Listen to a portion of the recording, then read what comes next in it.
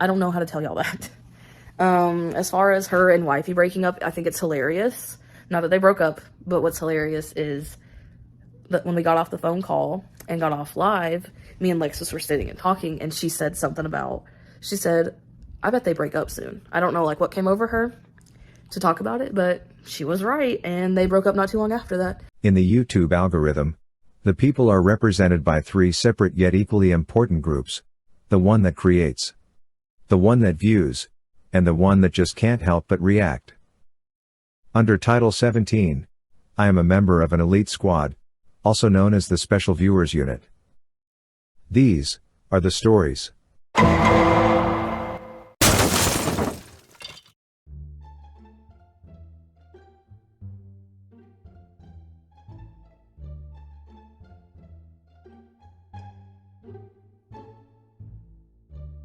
Can you imagine the nerve of Peter Griffin, egg on legs with a cake batter textured face, body shaming Salah? Delusional. Hi Beezers. I'm okay, just been busy. Unlike most reactors, we have lives. And don't argue that they have lives because FFG is resorting to making fun of how my husband's foot moves. Saw that on Yo Mama, don't think I would ever watch these losers directly. Anyway, I just want to say how gross the GW community is. I knew when I posted my thumbnail of my whole body, people would go nuts. Y'all need to grow the FCK up for real. People are fat, get over it. I'd rather be round and pretty than be a miserable loser who doesn't have any content of their own and has to be a petty-ass loser just to survive. Imagine looking like the creatures pictured below and judging how fat people look. You can change fat, but you can't change ugly and stupid. FFG is probably literally and objectively the ugliest woman on YouTube. It's pure hysterical irony that she accuses anyone of having a fake marriage when she literally invents a whole-ass man. I dunno who is worse. Her or her dumb squad of zombies, who eat it up. Anyway, I'll be back soon. I wish GW would get some content and leave people alone. Pathetic-ass pieces of crap. Again, body shame me all you want, I will never be ashamed of myself. I know I have issues, but they are mine to deal with. Seems GW's, I'm not a member of that shithole community, response is to kick people when they are down. Lucky for me, I will never let the opinion of low-lifes dictate my self-worth. I know many probably thought I kicked the bucket and were very hopefully of that. Sad people with no souls. Sorry to rain on your parade, but I'm still here, bisses, and I am not going anywhere. As for me not being able to walk, come to Kuwait and walk in 40 to 50 degree weather fully dressed in many layers. Do it and then judge me. Hell, most of you morons are ashamed to even cam up. Sad existence. Anyways, I will see you Beezers as soon as I can. XO.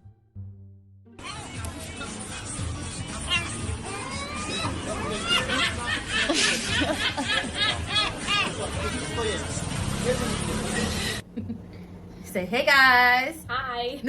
But it's called Machine. Wait, you gotta say who it's from. It's from a Mr. Benjamin. I don't know if it's Bodie or Bode. I'm sorry if I mispronounced your name. But Machine to Man. And he signed it. He wrote this book. That's hilarious. I'm gonna wear that. Oh. It's code red. That's the best. So I just wanted to come on here. I know I haven't been on in a while. I haven't been on since the Amber Lynn phone call. So I just wanted to come on here and say I'm gonna kind of like speed through the next couple of years after where I left off. I believe I started in 2018. And then after this video, I'm probably not going to be talking about Amber Lynn a whole lot, because after that point in my life, like, there wasn't a whole lot going on with Amber Lynn. Like, once I moved back here, I hung out with her some here and there, and I helped her move in, like, 2020. But for the most part, our friendship died. Like, it wasn't anything that crazy. When I moved to Florida, though, I moved without Dana, and it took a couple months, and then at the time, like, it was me, my sister, my dad, and then my grandparents all living in the same house, and I had to just either find our own place or whatever, and I was, talking to my grandma about it. My grandma was like, you know what, she should just go ahead and come and all this, because I wasn't sure how moving someone in with your family would go, so I didn't want to just do that, but my grandparents were like, okay, yeah, she can just move in here with us, and that's what we did. and it took her a long time to find a job. Long time. I don't know like what was going on. We decided by September, we actually moved back to Kentucky on Dana's birthday. We moved in with my mom. Dana didn't want to work at this daycare, but I liked it. I liked it a lot. It was cool. We loved it. She ended up starting there like on a whim. That was 2019. We moved in with some roommates, which you see a little bit of that in some vlogs that we started when we moved back to Kentucky. That was a lot. That was when everything happened with Cash as well. So that was the beginning of 2020. But he basically moved in with us. March of 2020 comes, and Dana's mom passes very unexpectedly. You guys know that about a month after her mom passed, we found out my mom's cancer was back. I think it was 2 days after my mom passed, Becky's mom passed, and she passed of literally the same exact thing my mom did.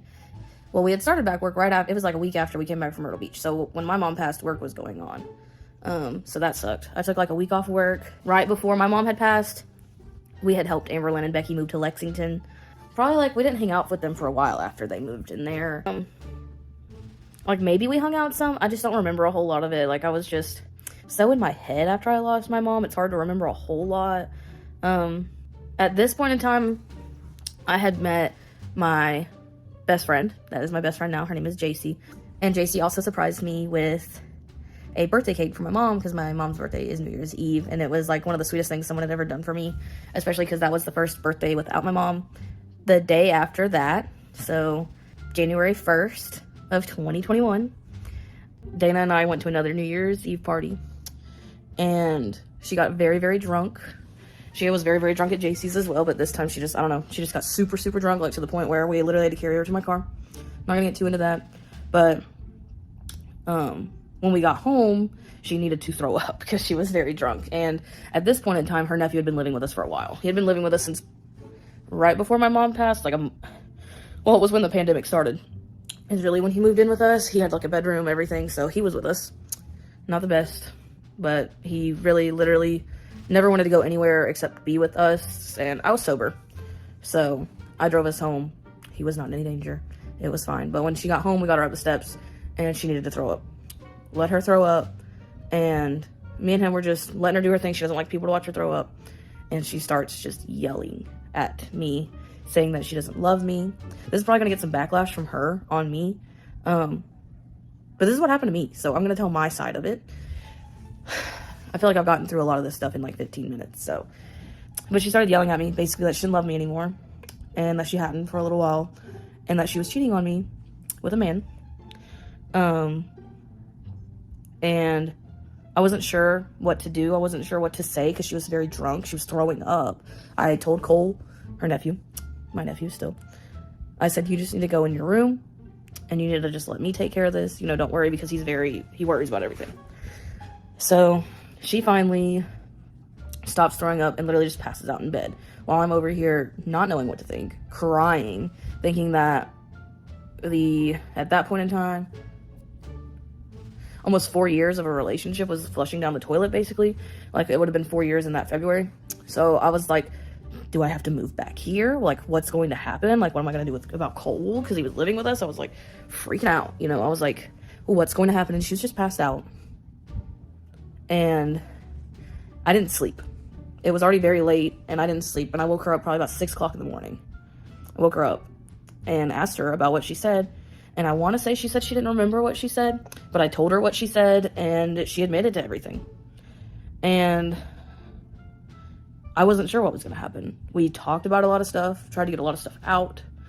Now, granted, I can't say I was being the best person at this point in my life, because I had just lost my mom, and coping and grieving really does change you as a person. And I realize that a lot more now after everything ended between her and I, like really ended, that it really can change you as a whole.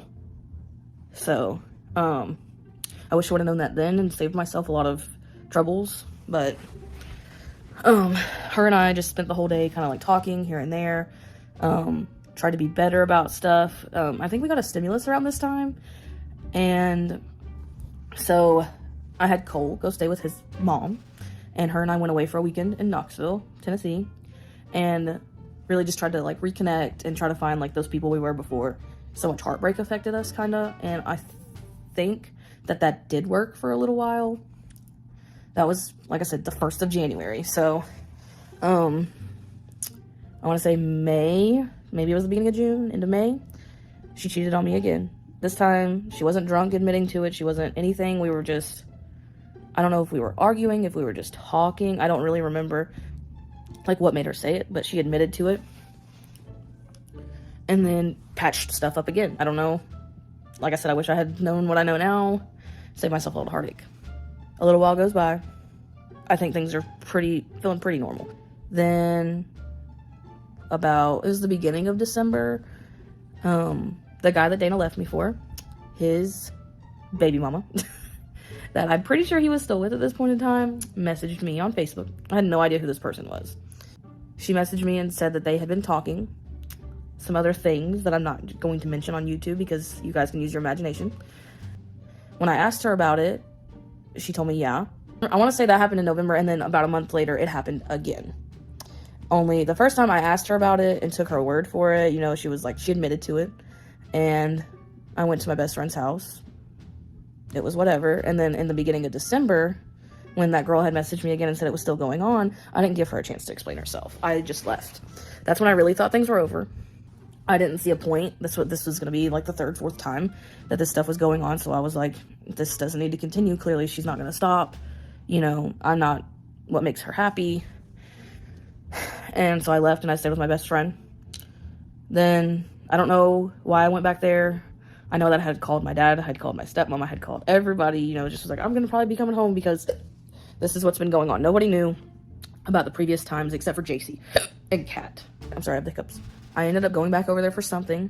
Went back over there, me and her ended up talking. And I don't know why, but we worked it out again. Things were good until January, which is not even a month later. And that girl messaged me again saying that they were talking, only this time I was like, there's no way. Because she had shown me multiple times that he was blocked. There was no way. She even told me right when that girl messaged me and showed me that he was blocked. There was no messages that I could see. And then a couple days later, she texted me, not even 5 feet away, and broke up with me and ended everything. It was very traumatizing that whole year. You know, not even, it was a year after losing my mom, not even for some of it. And it's just a lot of trauma. And I know that she lost her mom too. And like I said, grief and coping changes you as a person. I wish I had known that now. It probably wouldn't have gone on as long as it did. And then I moved back here. And you guys know everything that's going on with me now. We're going to be done talking about Amber Lynn because it's not relevant anymore. I told my part of everything. I'm not going to like bring her up on my own. Now if I'm on like live or do an IG thing, sure, I'll answer your questions about her as long as they're like not dumb questions like what does her feet smell like or what smells like. I don't know how to tell y'all that. As far as her and wifey breaking up, I think it's hilarious. Not that they broke up, but what's hilarious is that when we got off the phone call and got off live, me and Lexus were sitting and talking, and she said something about, she said, I bet they break up soon. I don't know like what came over her to talk about it, but she was right, and they broke up not too long after that. We did go up to Kentucky on vacation for a week. Tried to meet up with Becky. I know she's a very busy person. I'm gonna try my best to keep in touch with Becky always, and her business is her business. She can tell it. I'm not here to tell Becky's business.